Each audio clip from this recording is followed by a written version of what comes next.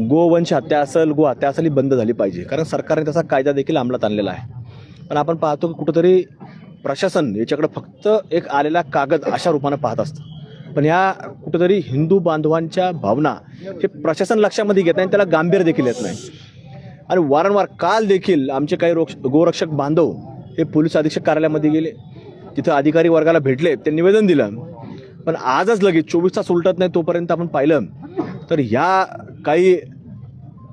या गोरक्षकांची हत्या करणारे, आपलं गो हत्या करणारे जे लोक आहेत हे शहरामध्ये जिल्ह्यामध्ये आपल्याला मोठ्या प्रमाणात पाहायला मिळतात. आणि जसं प्रशासन सांगतं की आमच्याकडे कुठेही अधिकृत कत्तलखाना आहे, अधिकृत जरी कत्तलखाना नसला तरी आज यांचे एवढे मोठे मोहल्ले झालेले आहेत. या प्रत्येक मोहल्ल्यामध्ये घरामध्ये तुम्हाला सांगतो इथं हे गोहत्या असेल किंवा गोवंश हत्या असेल हे करण्याचं काम सातत्याने रोजपर्यंत चालू आहे. आणि रात्रीच्या वेळेला 12-1च्या नंतर इथं ट्रक असतील, आयशर गाड्या असतील, 4-4 टेम्पो असतील किंवा छोट्या रिक्षा असतील, ह्या भरून माल बाहेर पाठवण्याचं काम केलं जातं. म्हणजे रात्री 1:30-2 नंतर सुरू होतं, त्यांनी पहाटेपर्यंत हे सगळं शहराच्या वेगवेगळ्या कानाकोपऱ्यात तालुका स्तरावरती सुरू असतं.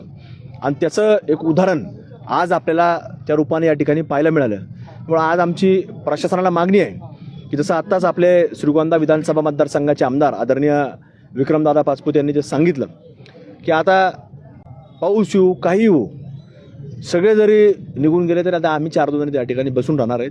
आणि जोपर्यंत आजच्या आज ही जर कारवाई तोपर्यंत ते सुरू करणार नाहीत, कारण पोलिसांनी तसा अहवाल हा महानगरपालिका प्रशासनाला दिलेला आहे.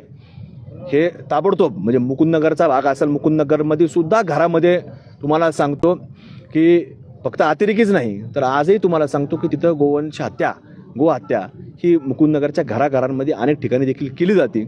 आणि ह्यामुळं आपल्याला प्रशासनाला आमची मागणी आहे की इथला कुठलाही व्यक्ती आज याच्यामध्ये सगळ्यांची मागणी आहे की हे सगळं आजच्या आजच जमीनदोस्त केलं पाहिजे.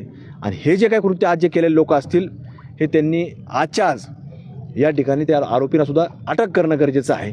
जर ते आम्हाला अटक झालेले पाहायला भेटले नाही तर आम्ही इथून कुठलाही